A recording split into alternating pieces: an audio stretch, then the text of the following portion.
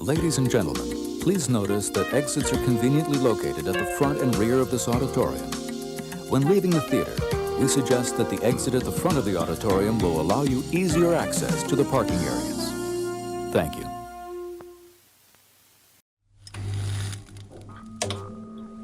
Hi, I'm Mike Butler. And I'm Mike Field. And welcome to Forgotten Cinema Lead Up. Each episode, we highlight a film from a popular series and follow it all the way up to the most recent release. We'll discuss what we love about the movie or maybe don't love about it, but we'll always recommend you revisit it, even the not so good ones. Let's get into it. What's going on? Nothing, after almost actually sacrificing myself to stop the queen alien from being born and from the company to capturing it and using it as a secret weapon. Turns out I was just cloned 200 years later, became mostly the thing I hate, and had to stop and, also have sex with the aliens along the way. So it's been a really it's been a really weird day. Yeah. So it's been a weird 200 years, apparently. I forget. Did we do the synopses for the last three? Like, were we still doing it? Like, I do not believe we did the synopses. Okay. So, I'm going to do it. Well, everyone out there, who's following this series, obviously we are doing all the Alien films leading up. That's why it's called Lead Up, right up into the new Alien, which is Alien Romulus, which I saw the poster for. I went to see Despicable Me 4 with my children, and we're walking down to go see the movie at our local theater, and like the poster's right on the wall where the face huggers on her. I'm just like, oh, that's great. Don't look, kids, don't look. So anyways, we're doing Alien Resurrection, which is the fourth in the series. And I think we coined this last time we talked, the Ripley Saga, right, Mike? Is that what we called it? That is what we called it, the Ripley Saga. Yeah, so this is the last of the bunch, the last of those four before we start getting into Prometheus AVP territory, which I'm sure will be quite the ride. So Alien Resurrection continues 200 years after Ripley sacrificed herself, as Mike said, for the sake of humanity. Her erstwhile employers long gone. It's time. This time it is the military that resurrects the one-woman killing machine through genetic cloning to extract the alien from within her. But during the process, her DNA is fused with the queen, and then the aliens escape. But that's a terrible synopsis. Now Ripley must decide where her allegiance lies. Okay, anyways, that's sucked. So that's basically what it is. I had forgotten it was 200 years in the future, which doesn't matter here. It's neither here nor there. And I know that we talked last time. I said I thought you had not seen this. You had seen this film a long time ago. Mm-hmm. And this is kind of like your second watch. So let's get into some of these facts, and then we can get into your thoughts, because I'm curious, like, what you thought this time around. The second full watch of yours. I'm definitely really curious about what you thought of this film. So Alien Resurrection has a runtime of 109 minutes. For those out there, we both watched a special edition. Is that correct, Mike? I did indeed, and then I went back and I watched pieces, what I could find online, where it changes from the original theatrical cut, but there's not that much different. So I didn't feel like I had to watch the whole thing. No. There's a different ending, I believe, in the special edition than there is in the theatrical. A slightly different ending, and the beginning is slightly kind of rearranged and different. Yes. Yeah. And there's more in the beginning in terms of meeting Ripley, which we'll get there. So there's 7 more minutes in the special edition. So the 109 minutes is the actual theatrical runtime. So if you could do a quick math, it's 116 minutes for the special edition. So here you go. The theatrical and the special edition were both rated R. Production budget was $75 million. Came out on a Wednesday, the Wednesday before Thanksgiving, November 26, 1997. So this is, I want to say the other Alien films were all in the summer. Is that right? Do you remember? I'm blanking on Alien. That feels right. Okay. No, so I think Alien was summer as well. Yeah, okay. The opening weekend, this film did $16.4 million. Now, remember, that's counting Wednesday, Thursday, Friday, Saturday, Sunday. Domestic total was 47.8. International is 113.6 for a worldwide total of $161.4 million. Production company was 20th Century Fox and Brandywine Productions. Brandywine has been there for all throughout, and it was distributed by 20th Century Fox. So I said it came out. So follow me now, because this is the Thanksgiving time. Box office time is a wild one. So I said it came out on the 26th, which is obviously the week before Thanksgiving. So we're going to go back. We're going to go back to the 21st, which is the Friday. So the Wednesday is the 26th. We're going back to the 21st, which is a Friday. Go back further to the 14th, which is the Friday before that. So here we go. So November 14th, you had in a wide release The Jackal. That is the Bruce Willis and Richard Gere film, where they're never in a scene together, or they never shot a scene together. The Man Who Knew, because they hated each other, for those who don't know. The Man Who Knew Too Little, a re-release of The Little Mermaid, and then you had a limited release of Anastasia and One Night Stand. So then let's jump forward to the Wednesday, which is November 19th. So November 19th on the Wednesday, that same week, you got a wide release of The Rainmaker, Mortal Kombat Annihilation, Butler, big fan. I know you are. A wide release of Anastasia, obviously, and then a limited release of Midnight in the Garden of Good and Evil. Have you ever seen Midnight in the Garden of Good and Evil? I know of the title, but that's everything I know about the movie. When that came out, there was a big buzz for that film because of a lot of people were in it, but also the book was so popular, so that's why everyone was really anticipating this film. It was one of those films like the book came out, almost all of a sudden there was a movie deal. Is it good? I liked it, but it's like a mystery, so it's kind of like a little bit of a whodunit and who's bad. And but honestly, I couldn't sit here and tell you any scenes in the film. I'd have to see it again because I would not be able to. I would be terrible at sitting here telling you what I loved about it or didn't like about it. I could put it on the list for the main show, maybe. Sure. Okay, so that Friday the 21st. You had a wide release of Flubber. So in the span of 1 week, the week before this film came out, you had 1, 2, 3, 4, 5, 6, 7 wide release films that came out before Alien Resurrection came out on that Wednesday, the 26th. So it's up against a lot of stuff. And then you had, obviously that you had the following week, nothing came out because usually after Thanksgiving, that Friday, no, I take that back. I apologize. No, I'm sorry. Because that Friday would have been 26, 27, 28, 29, 30, 1, 2, 3. Would have been the third? Is that right, Butler? My math wrong there? What would that be? Do you not know dates? Is this not helpful? I'm just going to scroll back to the calendar and find out the calendar. That's what I'm doing. Hey, that's what I'm doing. All the way back to 1997. Oh my God. This actually does. Look 28? At this. So it would have been a Friday the 28th, and then the next would have been the 5th. Right. So the 26th is the Wednesday. The 28th would be the Friday. Nothing came out on the 28th. The next Friday is the 5th. You had a limited release of Good Will Hunting, which I'm sure everyone knows. And then that Wednesday, which is the 10th, you had a limited release of Amistad. So a lot of movies came out in 97, Butler. That is a ton of movies. Yeah, it's a lot. It's a lot. This film was directed by Jean-Pierre Jeunet. I think I said his name right. I apologize if it didn't. He is not nominated for an Oscar for writing for Amelie. He's also written and directed Delicatessen and The City of Lost Children. This was written, which I did not know this, Butler, by Joss Whedon. I totally. Oh, you didn't know that? I didn't. I never thought of it, and I never really was like.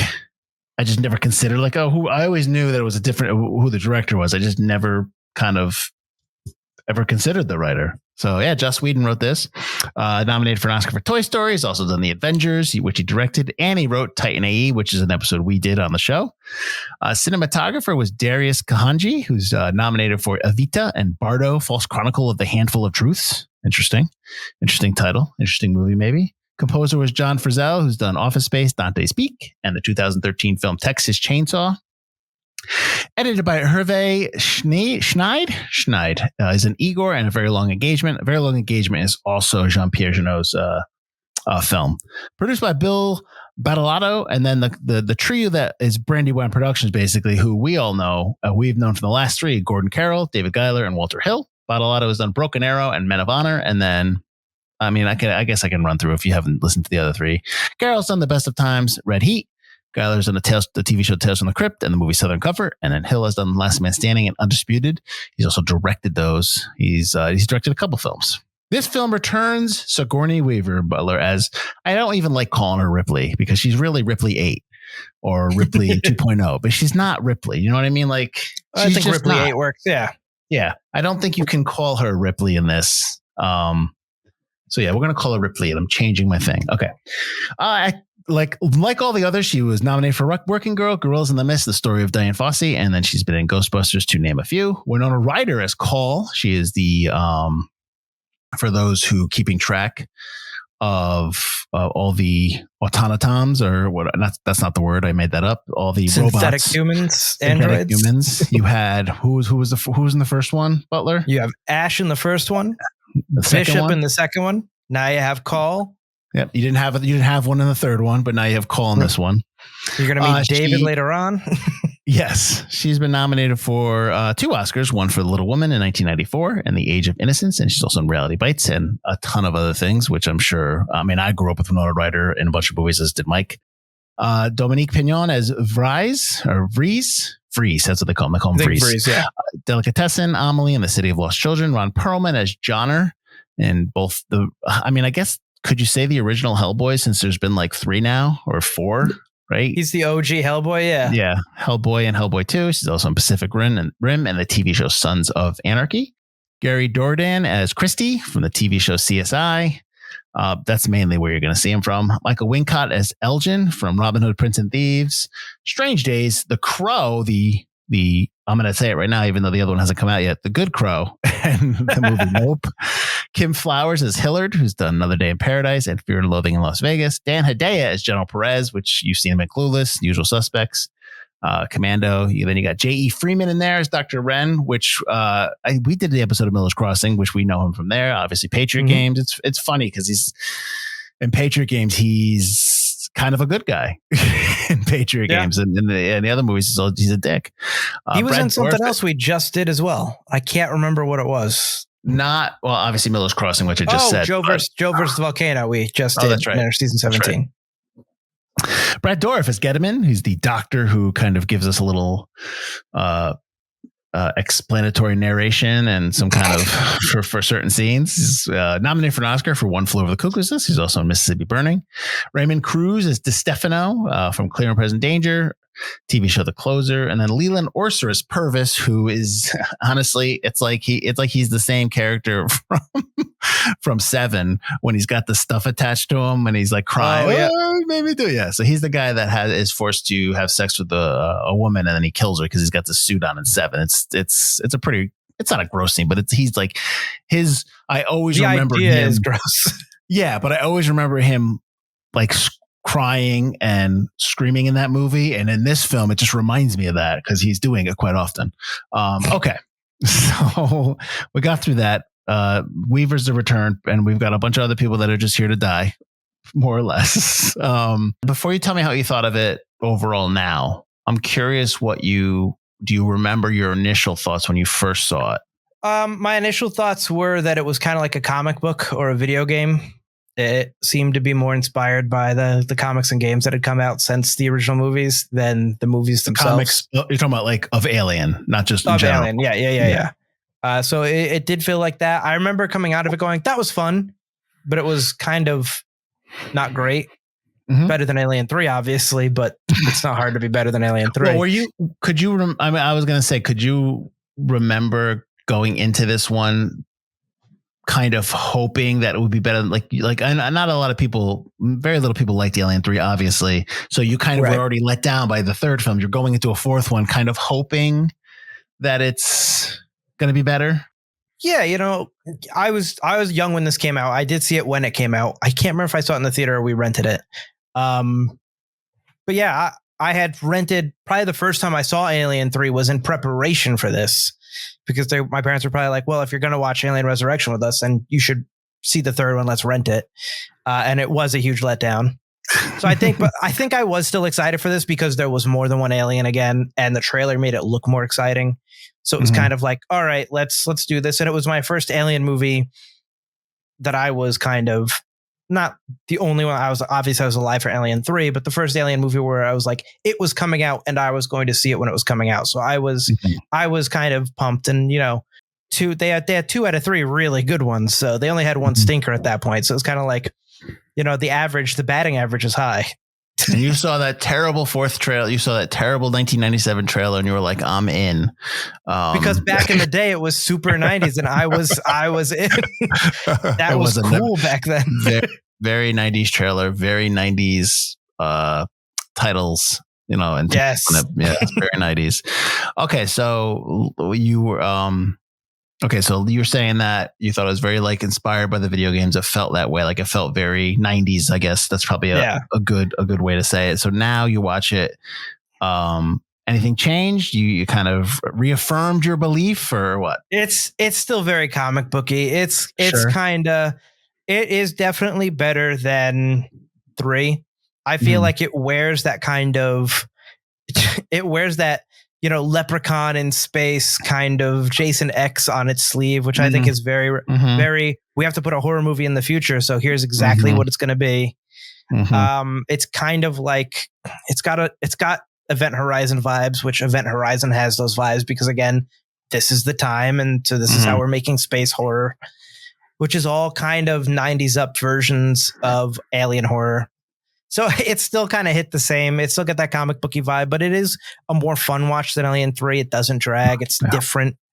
It's not trying to be Aliens or Alien, which I appreciate. It definitely is trying to be its own thing, which definitely I give it points for that, but it still doesn't reach kind of the peaks of obviously Alien and Aliens. And that's going to be something we explore as we go through this, I think, in general. Well, it's funny because last night I was on Pluto TV. Quick shout out to Pluto TV. And I was watching Temple of Doom was on.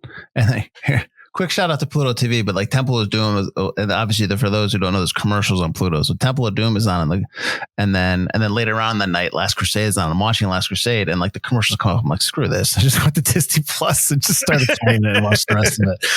But Jody, my wife, goes, "Oh, this is my favorite. This is the best one." When she's watching Temple of Doom, and I was immediately like, "What?" Immediately, this is the best one? Yeah, exactly. She's like, "It's my favorite." I go, "I don't care. It's not the best." I just started arguing, but my point is not in a good way. And my point is that I've had multiple times where you can argue. I'm not going to talk about Crystal Skull and Dial Destiny because I already know I got enough people who love to hate things. But when you talk about 1, 2, and 3 in that franchise, there's always that argument, which one's better? Everyone gives you, 3, 1, and 2, or 1, 3, and 2, that stuff. You know what I mean?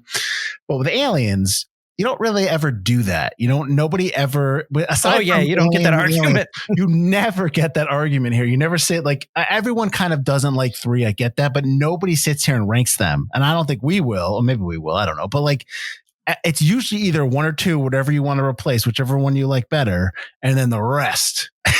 It's just the rest. There they are. So it's very funny because you never have that discussion with these films. Okay. With Alien Resurrection, give me the one thing. Where do you want to go here? What would you like to talk about first in terms of what bothered you the most? Or actually, do you want to be positive? Do you want to talk about what you love the most?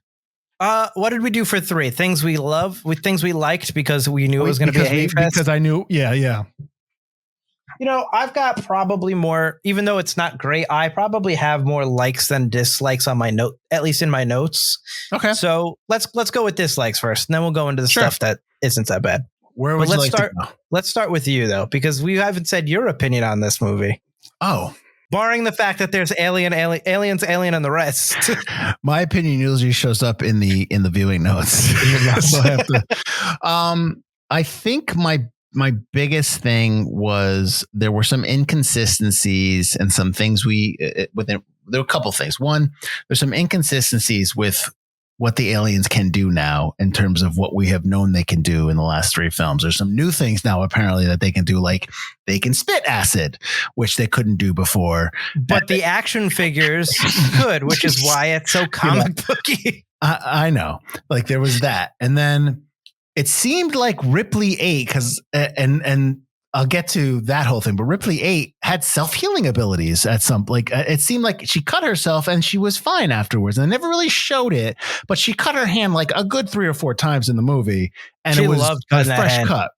Yeah. And so it was okay, so now they can self-heal. And then my whole thing with, just the fact that it's not Ripley. Like, I know she has said that she did this film, Sigourney Weaver, because they backed up a dump truck of money. Yeah. $11 million they gave her to do this. I get why you do it. And I get why she says yes to this, because she's not really playing Ripley. She's playing a clone, and she plays it like that. So it's kind of a cheat that it's her in this, because it's not the Ripley that we have known for the last three. So it was not that I was sitting here wrestling with the fact that there was no connection to her character for me watching this film, in terms of rooting for her like I rooted for in her and Aliens and whatnot. So Ellen Ripley, yeah. So that was kind of like a disconnect there with me. And some people might love that. Some people might like that they did this fresh take in this new thing. And like I said, she probably loved playing it because she really wasn't playing it. She was playing it differently. But like I said, there was just some stuff that just didn't make any sense. And then the other thing that kind of bugged me, and we can get to what you thought, and you can jump on anything I've talked about. Some of the dialogue was not great. Some of the and I don't know if it's I don't think it's the writing, because I'll trust that Joss Whedon, and I've seen enough of his stuff where he knows how to write dialogue and he knows how to write scenes, whether it's the direction or whether it's the acting. But there are some moments where, especially with Christy, where I don't understand why they're saying the things they're saying, and they're not funny, and it doesn't work. And like, there's some times where like John and Christy just yell all the time for no reason. They're just quick to get mad. So I had a real issue with some of the dialogue in this film, just kind of being very What do you think? What do you think about anything I jumped out there? Well, I just a quick jump on Ripley, because I'm sure we'll get back to Ripley. I like that it's Ripley 8.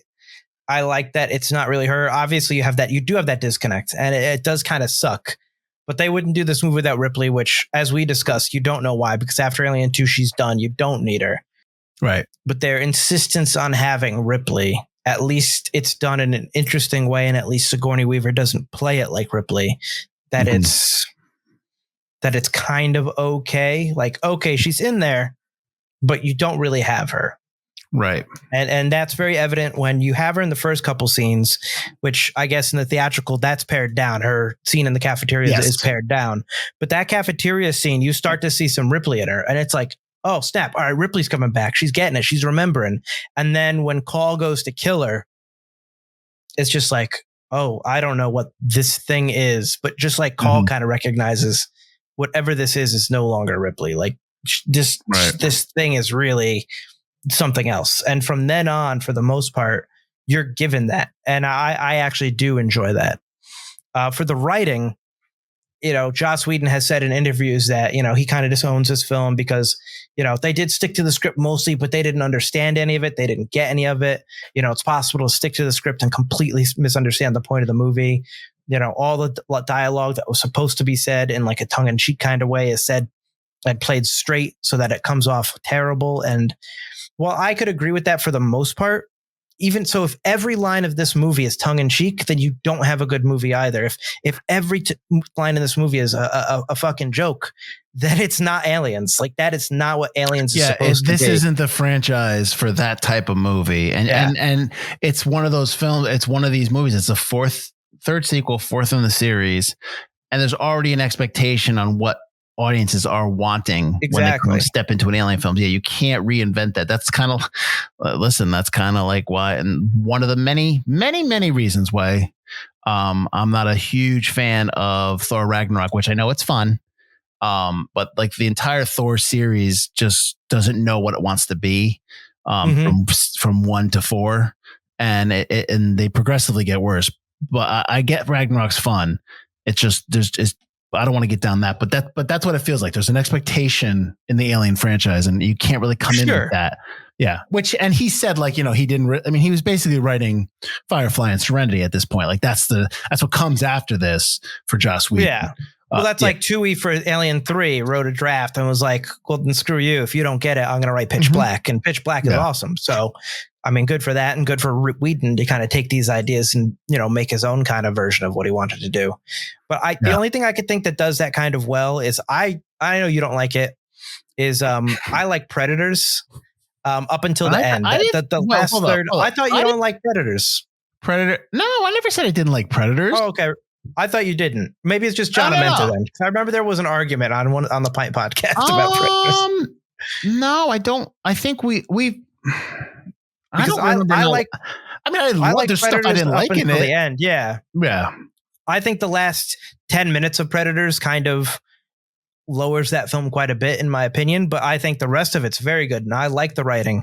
But it stays tonally true, and Predators always had that overly macho dialogue and kind of sensibility anyway, that you could do that with Predators, but you can't. I don't think you can do that with Alien, and I think that's why.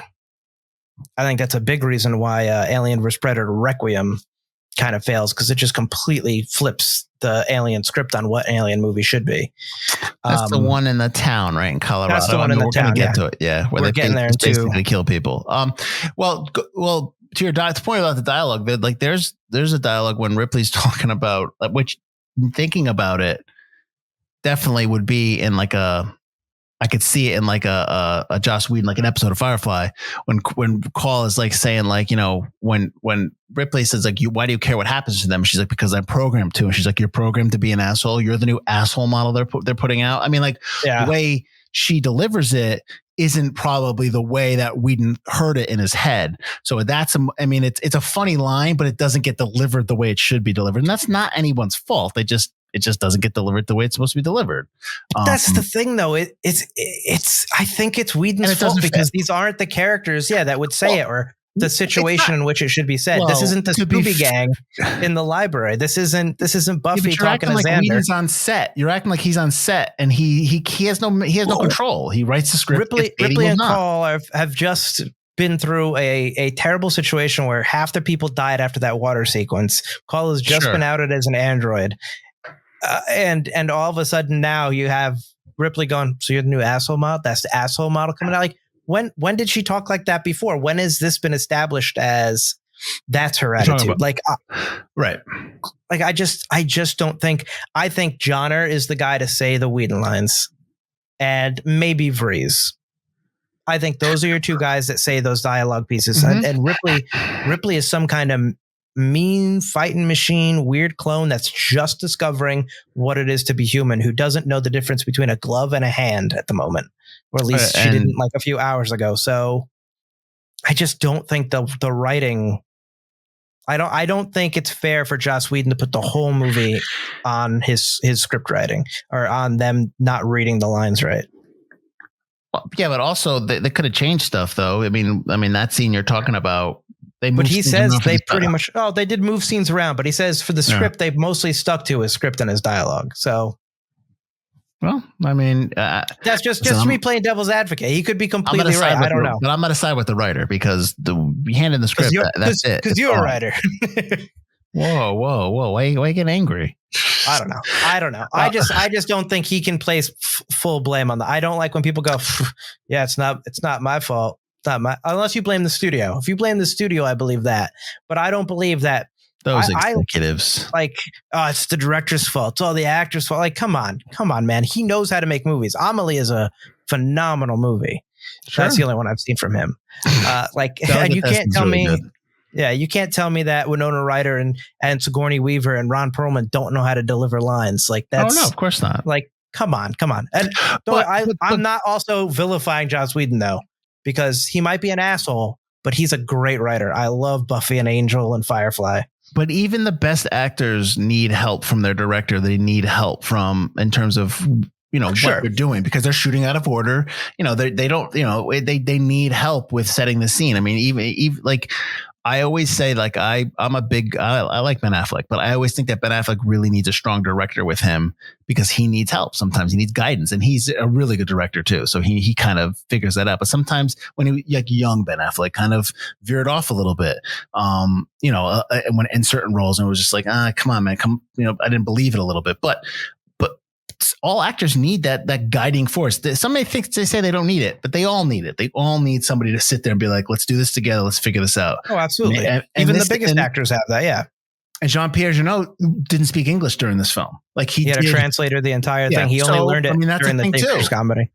I mean, that could be a thing too. That could be difficult as well. So, but that being said, I want to go back to that scene that we talked about with the dialogue and call, and like she's programmed to. Did it feel like maybe the emotion that you got from Ripley from 1 through 3 is given to Call at this moment because Ripley is not Ripley? Do you think that they gave the emotion of the movie to Call, an android? Yes. I would have liked more of explanation other than because I'm programmed to as to why she wants to stop the aliens. I really wanted her to be part of some kind of resistance, or because when I downloaded, I was onto the military mainframe and I downloaded the footage of the Marine crew on LV-426, or I got the Nostromo's logs. I want her to somehow be connected, or Bishop was my, father model. I'm programmed from Bishop because he was an advanced model and I have his recordings or something. Well, she's a machine made by a machine, though. That's what they said, that she's a machine made by a machine. Yeah. And they didn't like being told what to do. And that's why they shut that line down. My question is, how infamous is Ripley's story that it's something that 200 years later, people are still talking about. Like nobody has ever encountered a xenomorph since then. Like, well, there's a couple of things from there. Move forward with the other movies because they kind of they fill in those gaps a little bit. A little bit. Yeah. But like, in 200 years, this is the first time that we've heard of the tale, and now we're finally getting a chance to make more xenomorphs and stuff like that, which they don't call them those. They call them just aliens, which is shocking because they're in a military facility with scientists and we're not calling them xenomorphs. That's one of my notes. Is like, they called them xenomorphs in 2 other movies. Now all of a sudden you're not calling them xenomorphs. Come on. Right. Yeah. But, I guess in the novelization and the comic books that were adapted from this, and I guess the original scripts, Call had also read the book by Morse, the last surviving prisoner from the last movie, and he had described what happened on Furia and why Weyland-Yutani wanted the aliens and all that. And I guess it was kind of redacted, but then released, and it was kind of an infamous book, and it told all about these stories and about Ripley. But they don't put that in the movie at all, which would have been another nice connection to both. But again, it seems like 20th Century Fox doesn't like the connections to the last movies that you need, because again, there's a line about Furia that sparks Ripley in the cafeteria, and they had cut it for the theatrical release. There's a thing about Newt in the special edition with a photo, and you cut that, which I think is incredibly important and incredibly stupid to have cut. So obviously the main producers at 20th Century Fox didn't know what the hell they were doing to begin with. Well, you also have a franchise that's growing in a world where world building is not a thing right now. It's not really considered. It's not thought of. You don't have one person in charge like a Kevin Feige who's in charge of Marvel and trying to shape all the stories, and his team, not just him. But you don't have that with this franchise right now. So, and it'll be another 13 years before they get Ridley Scott for Prometheus and put him back in charge. Yeah, and that's what he wanted to do for when they asked him to come back for the 4th one. For this one, he wanted to do what ended up becoming Prometheus later on. He wanted to do the 4th one. Yeah. The 3rd one or the 4th, and then he wanted Cameron back. Origins. Or no, yeah, I think you're right. I think Ridley wanted to do the 4th, and he wanted Jim Cameron to do 3, so that they kind of directed back to back or something. Something like that. But yeah, so now you don't. So like I said, you're kind of making it up as you go, and you know this is what you get, and there's no real handle on it. I mean, now I know there's a series coming out, right? And then you said that, which is funny because when's the new show that's coming out? When does it take place? You said it takes place 100 or 200 years before Alien. Okay. And it's more about the company figuring out about the aliens' existence and about the company kind of becoming the powerful company it becomes. Yeah, I don't like the fact that in this film, in the special edition, they talk about how Walmart buys them out. Oh, yeah, that's so stupid. That's that kind of 90s dumb kind of like, tongue in cheek. Yeah, I wasn't a fan of that. I was just like, come on. Obviously, they got bought out by Amazon and in real life. Come on. Well, I don't know. Walmart's pretty good now. They're probably giving Amazon a run for their money. But I think the Newt part of the storyline is incredibly important because you have that connection with Call, and she's a younger girl, a little older, obviously. But Ripley kind of recognizes Newt and clearly feels something for that picture of that little girl. And she does have that line where she was like, she begins her whole thing with Newt's line of there aren't really any monsters, but there are, aren't there? Sees Newt. Later on, she talks about how there was a girl in the church or the chapel. She talks about there was a girl once I was supposed to protect her from the monsters, but I couldn't. I can't remember her name. You couldn't have a line at the end where Ripley goes, her name was Newt. Like she realizes who she is and has to kill the alien baby because she realizes her name was Newt, and she sucks the alien out and she becomes kind of more Ripley again. Like that would have made a much more powerful ending than the ending that we got, which where they're in Paris. Who cares? They're in Paris, but I hate the Paris ending. It's stupid. Paris is destroyed. Why do we care then? Why are we protecting this destroyed Earth? You made the entire movie pointless.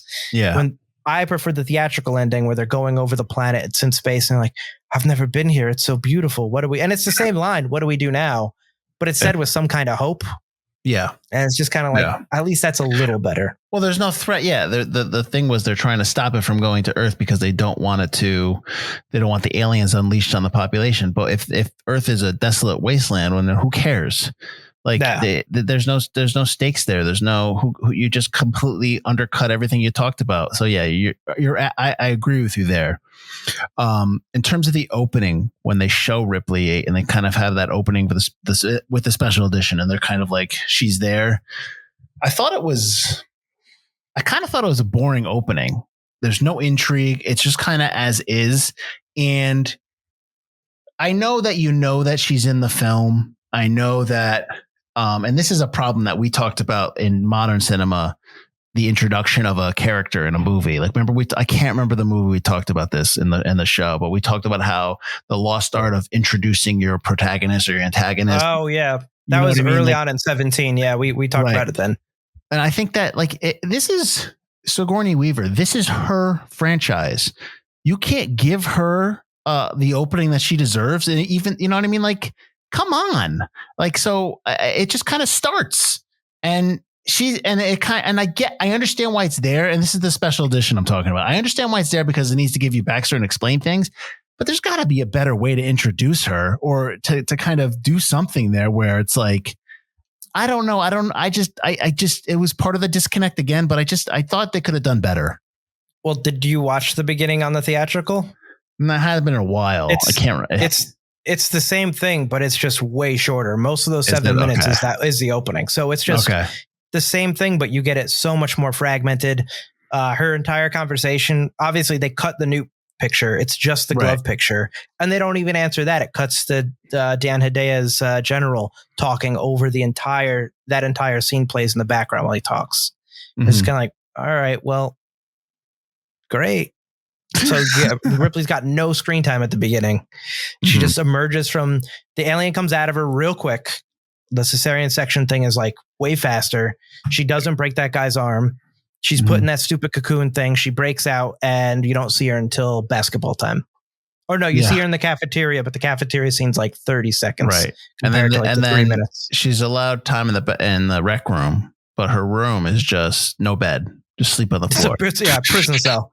I know. Also, like, don't go into any of the restricted sections. Maybe keep your alien human hybrid in the restriction section. Why is she allowed to play basketball? And you don't know that do you not know that her blood is like acid? Kind of. I mean, you've taken her blood, right? You've done blood work. That's the thing. They do the cesarean section and they don't even hint that there's acid blood up until she gets the basketball thing. Mm-hmm. Very inconsistent. And then speaking of the acid, it's been 200 years and you haven't come up with anything to stop acid. You're on a ship. You know you're going to be breeding these things. You have to, like, we have plastic tubs now. Acid. We have plastic tubs now that you can pour acid in and put in and dissolve stuff in that won't eat through the plastic. But we don't have that here on this ship. Yeah, I thought the same thing. It's like you you've studied these xenomorphs. You know all about them, but you don't realize you should maybe not have the same greats from 300 years ago. Yeah. Yeah. And then what? Go ahead. What would have made more sense is the alien forces Brad Dourif, who also plays Chucky, by the way. Yes. Like you couldn't have like tricked him like, oh, the ice never really hurt us. Have him hold it the whole time, or break the ice thing so it always stays, and then break through like a frozen wall. Mm-hmm. You have to have them like acid each other in a room that's meant for them. Yeah, and it's stupid. And that scene goes way too long, and it feels like the same shot. They cut to the shot where it's like they're hitting. They're killing the xenomorph, the two other guys, like, and they must show like 5 or 6 penetration shots where, okay, we get it. Like, they just go for it. I don't know what's happening here. Yeah. I don't know what's happening anymore because I don't know who's who. I don't know what's what. Well, when I first watched it, I was like, oh, he's agreeing to be taken out. He's like, oh yeah, brother, sacrifice me. And this one, it looks like, no, not me. Take that guy. Yeah. No. And they give him this like whiny squeal, like, no, like really? Yeah, he's like, I don't want to do this. And I don't know if it was this scene, and it might have been because he comes back and he sprays the guy. I don't know at what point, but there was a point where they cut to the xenomorph and it roars. It roars like a lion. And I'm like, that's new. like that's great. I'd never heard that before. What are we doing here? Like, I just I don't remember when that happened, but when it happened, I just wrote it down. I go, that's great. It's just so much doesn't make sense. We haven't even talked about, how about the whole thing where let's talk about how Ripley gets all the alien stuff, but the alien also gets, the queen inherits a reproductive system from a human, I guess. I don't cycles between alien cycle and human cycle. Whatever. You're going to have to explain to me how she's impregnated. I know that she supposedly has sex with Ripley. So explain to me how this works. I can't. It's stupid. I go from what Brad Dourif's character is saying, which is horrible, and like the fact that you have to have him rambling some exposition while he's waiting to die is just the dumbest thing. Yeah, and he's just like, so the queen, she has a second cycle. The first cycle creates the face hugger to make herself an army, but then she's genetic material from the mother. And it's just like, what are you even talking about, and why? What animal does this in life? I don't understand the purpose. And like the queen is just completely laid up at that point. Like it doesn't look like the queen could ever walk again because her womb envelops her legs and just like, I don't know what the heck is going on. It's so dumb. But the thing that comes out of her is pretty cool looking. It's a creepy looking creature. And then it just straight up kills the alien. Honestly, for plot point reasons, I don't think it has anything else to do with. It'll kill the queen to prove that it's the most powerful badass. And then it goes after Ripley, and Ripley is his mom. And I don't. It wants to be with Ripley. It doesn't want to kill Ripley. Right. It doesn't. It sense that Ripley is his mother. It eats Brad Dourif to shut him up. Probably because he's annoying him as well. Yeah. Shut up. I've been listening to you since I was in the womb. So yeah, it's not great. No, like and the hybrid thing, like there's a better way to. I don't know how. There's a better way to do that. What they didn't work, and the hybrid like knows a lot of stuff already. Like just knows what to do really fast. Well, they talk about the genetic memory of the xenomorphs to begin with. That's why Ripley knows alien stuff and Ripley stuff still. So I'm kind of okay with that. Mm-hmm. I'm also kind of okay with that. I have very mixed feelings about the death of it. Like it's not an entirely evil creature, and I feel really bad every time I watch it die. Oh, it's sad. It's a really it's a bad way to go, but it's really just like, sad, should I be depressed about the monster dying? Why am I depressed about the monster dying? Oh, because also like Ripley 8 shifts her allegiances to from the alien to human. Like, it would have made sense if she stayed on the ship with the alien and they flew off together and she raised the alien. You know what I mean? That would have made more sense than what the ending we had. Or blew up comforting the alien, like, sorry, whatever, baby. like something like it can't survive, but I can't either. Like something like that. Like, I just.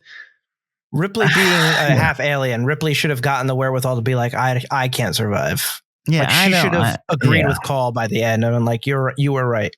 You were right. What do you think about the clone scene? I mean, what do you think about the scene? Love the clone scene. Okay. It was the thing I remember most about this movie other than the baby alien. I love all those completely messed up clones.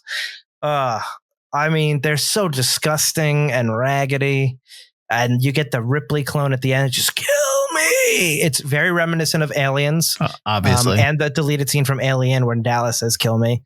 The only thing is there's so many guns. You just put one bullet in that Ripley's brain. Like, I would probably also want to die if I was that kind of an abomination. But I would not want to be flamethrowered to death like any other way. Yeah, I know. I mean, like, that's like a horrible way to go. And it's like, come on now. And then I didn't realize that vats of fluid water explode. Like, there was that too. And I'm just like, okay, I guess that's what we're doing here. Yeah, but it's super cheesy. But I will say, like, also, it's like they're on the run. Like, they are trying to get to the ship, but she just stops, and we just have to do this 5 to 10 minute scene. I need a 5-minute intermission, guys. Like, almost like the aliens are just waiting, be like, she needs to see this. She needs to see this before we attack. Well, why did they go in the room with the facehugger guy? Because same thing. If they're supposed to be running, if they know that room is a dead end, why were they going in there? Why were they in there? No, wasn't it on the way? Okay, but then why stop in the room? I don't know. The room's off the hallway. Speaking of that guy, why is his gestation period longer than everybody else? Like, he got infected just like all the other people.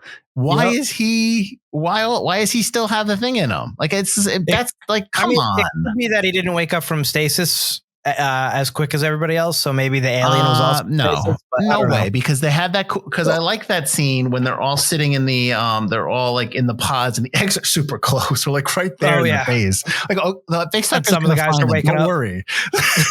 Like, where should we put the eggs? Put it right on their face. I think the creature's gonna find them. No, I want it right on their face just to make sure.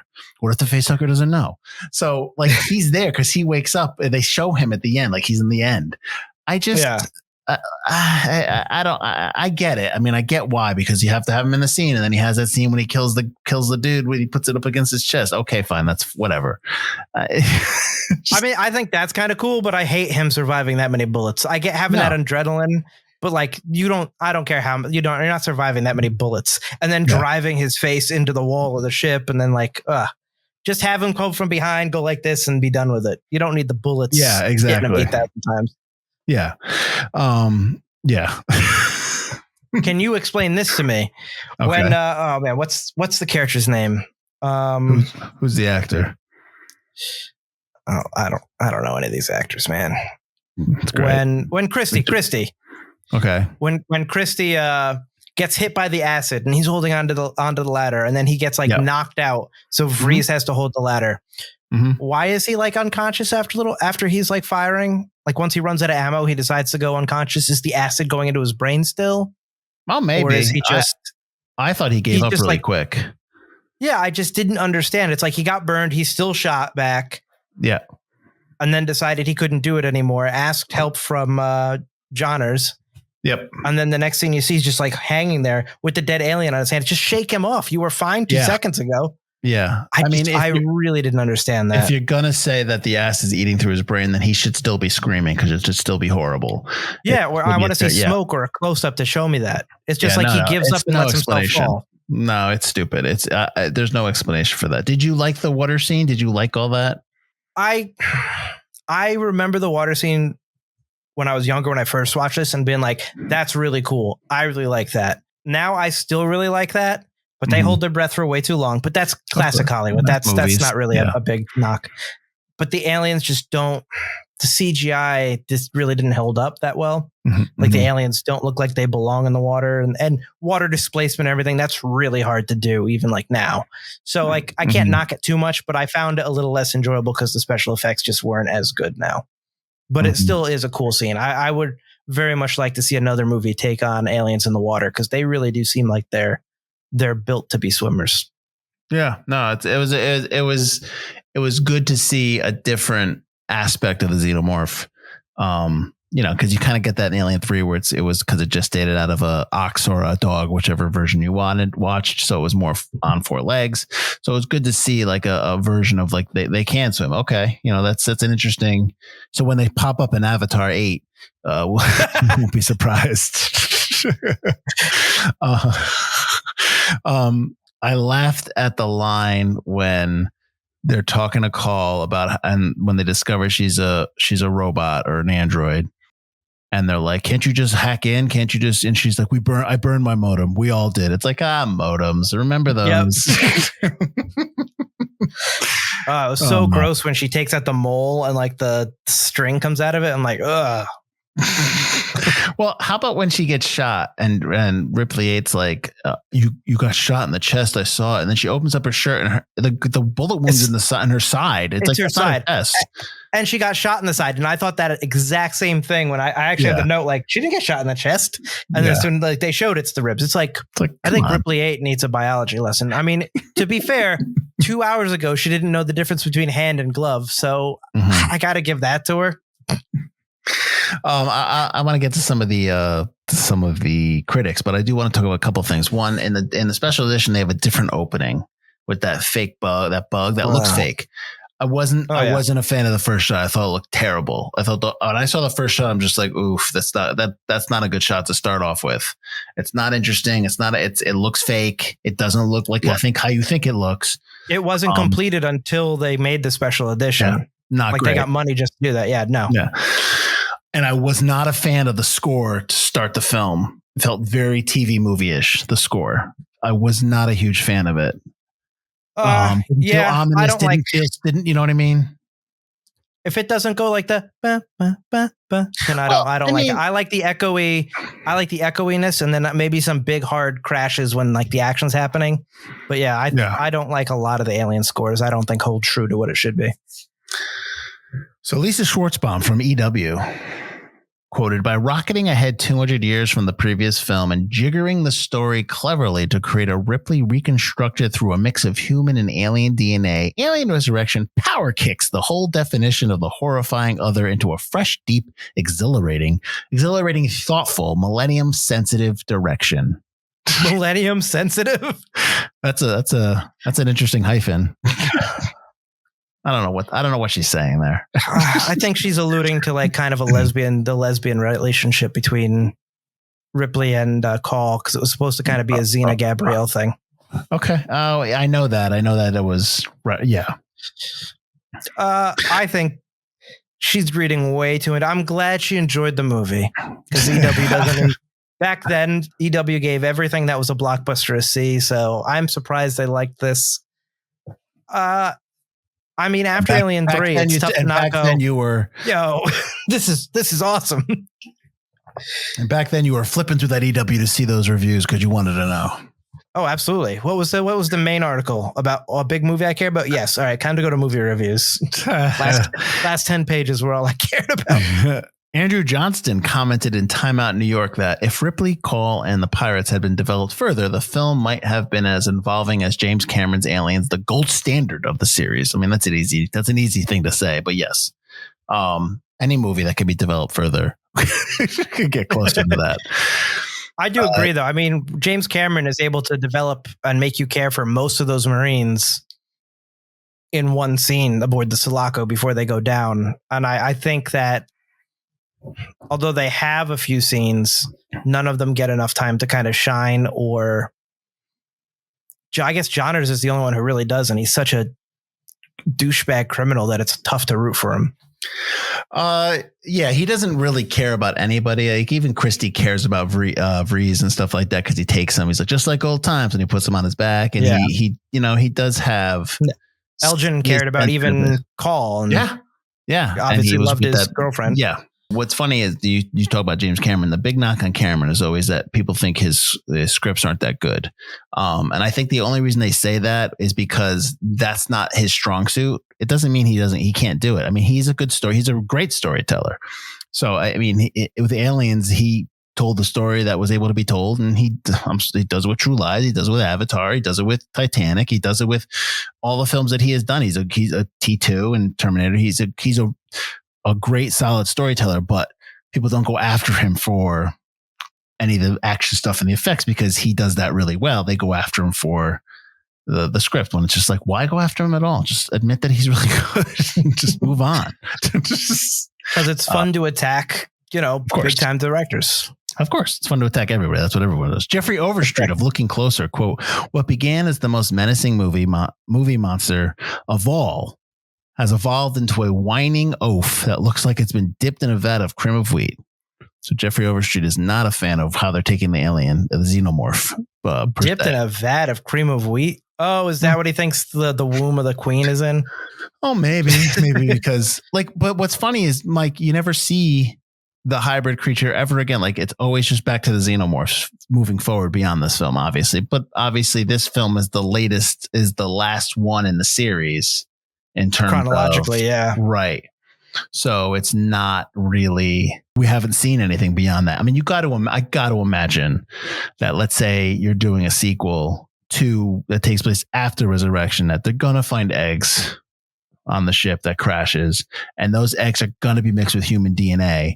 So those eggs are going to inevitably create a different breed of xenomorphs when they inevitably hatch in front of a human or something like that. So got to change up those designs. Yeah. But what's funny is throughout all these films, Alien 3 is the only one that kind of deals with the xenomorph coming out of a different creature other than a human. Right. Mm-hmm.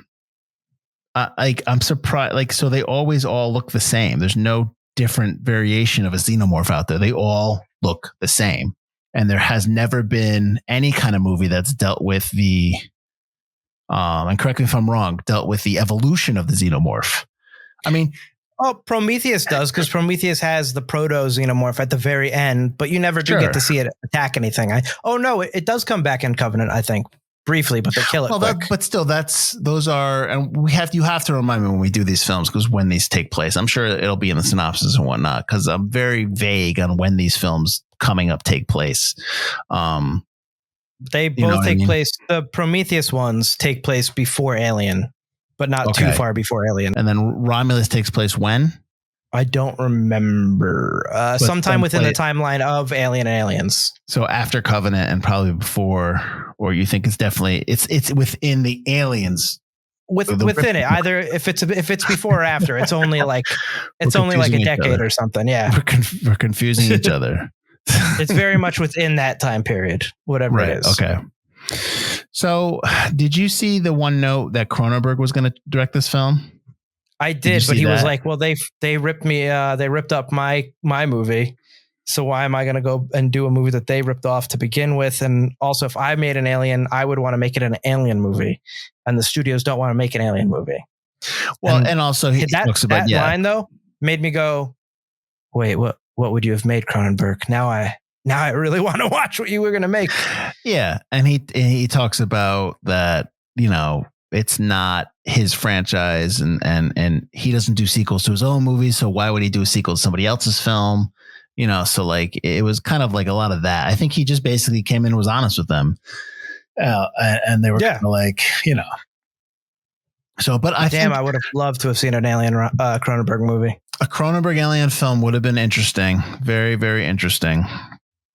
I mean, we've done a couple Cronenberg films. Or no, actually just one. We did Existenz. That was it. We did that last year for we did 5. What else? Oh, we did Prince of Darkness. No, not Prince of Darkness. No, that's not him. Who was that? Oh, that's Carpenter. My bad. We did Eastern Promises. Yes. And I mean, I love A History of Violence. So that is, I'm a big fan of that. Did you ever see A History of Violence? No, Elise wants to watch it with me because she said it was one of the most disturbing movies she's ever seen, violence wise. Like it actually, from what she says, the whole purpose of the movie is to make you not enjoy violence. Sure. Like in movies, she thinks, or like that's what she thinks the theme was. So she's like, the violence in the movie is very violent and like kind of, she wasn't really into it, but she remembers actually thinking about it later and being like, it made me think. It's it's a really good film. She wants me to go back and watch it. So one day I'll watch it with her. One day. Like this. Wake up. So I guess, I mean, usually this is where we usually say would you recommend it and stuff like that, but we're not going to do that here. I guess, Mike, final thoughts on this film. What, I know. I'm glad the Ripley saga is over. Well, let me ask you this, because you've seen this movie more than me, and you were kind of excited for me to watch it because it had some good stuff. Yes, I was. Watching this again now, this watch, I don't know how many times you've seen it before. Do you still think that? Are you still kind of a little bit more up on this movie? Or are you a little bit more down on it now that you're watching like all of them in a row like we are? Well, I think coming off of 3, I think at least a lot more stuff is going on. But I think, like we talked about in the beginning, I think it's a movie of the time, that 90s sci-fi type of brand of film. And I think some stuff, like some action stuff works. It's good action. It's stuff that's happening. But it doesn't really make a whole heck of a lot of sense. And a lot of the dialogue was really stunted for me. And I think I had a tough time, and maybe I didn't really give much thought to this when I first watched it back in the day, but I had a tough time connecting with Ripley 8 now. So it was really difficult for me to really feel kind of like there was aside from like the aliens in the water scene and maybe a couple other small things in here or there, there's really not much I learned from this film in terms of the aliens. The hybrid stuff just didn't interest me enough. It was just like, okay. I was confused about why she was giving birth, and how I guess, okay, Ripley had sex with her, but I don't understand the concept. And well, yeah, I mean, I'm okay if you can just explain it to me. Don't just be like they had sex. Well, maybe if you listen to Brad Dourif a little bit better. Yeah, I know. Come eat my head off. Thank you. Oh, thank you so much. Like, yeah, he bows his head. Oh, yeah, I know. Just, I think that it's better than 3, so that's probably where it's gonna sit. All right, rank them. Well, it's obvious. Oh, that's tough, dude. I mean, I love 2 because I love action. I love James Cameron films, so I would have to say 2-1. But 2-1 like, 4. They're close. 2-1 4-3. Yeah, 2-1. It's kind of like in Moneyball. Here we are, and here's a whole pile of shit, and we're down here. They're the Yankees, and we're down here. Yeah, it's like 1-2. It's like 1-2 or 2-1, however you want it, and then 4-3. And then, I never I know we're going to go into the other movies moving forward, but I never equate those films with these films. I never really, you know what I mean? I don't ever compare them that way because I just don't feel like they're part of that. This is the Ripley saga. I mean, they're the Xenomorphs. It's more aliens, but yeah, they're not. They're different stories that had the aliens, which is honestly what Alien should have been after Alien 2 to begin with. Mm-hmm. Yeah. No, I agree. So, I mean, I guess that's it. I thank you for we like to thank our patrons because this is obviously for them. Thank you for listening and watching to this. I mean, we're pretty, we're pretty steadfast in trying to get these done for you and get these done on time. And I mean, I think we do a pretty good job, Mike. I mean, we enjoy doing it. It's good to go back and revisit these. I think obviously I've seen 1 and 2 for so much that I kind of was like, I already knew a lot about it. So the last 2 have been interesting because I haven't watched them as much as Aliens or Alien. So it was kind of it's just, I remember this was not as bad with notes as Alien 3, where I was just like, I'm sick and tired of these notes, man. It's all the same. I hate this film in terms of like, people involved.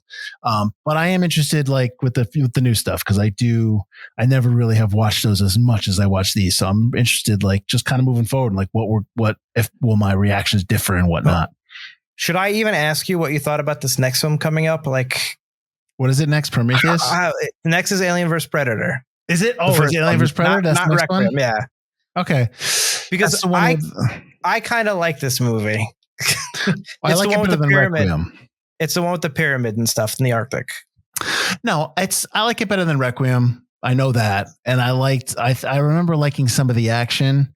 I think I probably just dismissed a lot of it because it's just kind of like it's 99. When did this come out? 2000?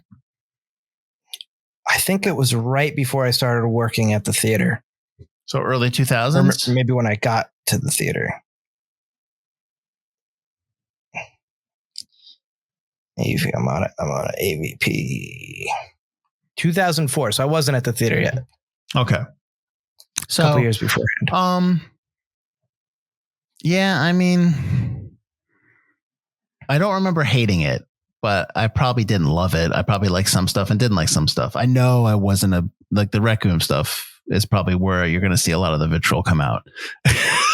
Requiem's got 3 shots that I like. Mm-hmm. And it's the shots that I like, not the movie. But it's got 3 shots where I'm like, those are really good shots. But it'll be good to go back and revisit all this stuff. So Requiem I've only seen once. So I am interested to go back and watch these movies. So yeah, no, AVP coming up next. Get right on that, and then on our way to Romulus, which is in middle of August. Thanks again, Mike. Did I forget anything? No. Awesome. All right. So we'll see everybody next time for, if you're following our lead up series, we'll see you next time for Alien vs. Predator. Until then, I am Mike Field. I'm Mike Butler. And who do we have to fuck to get off this boat?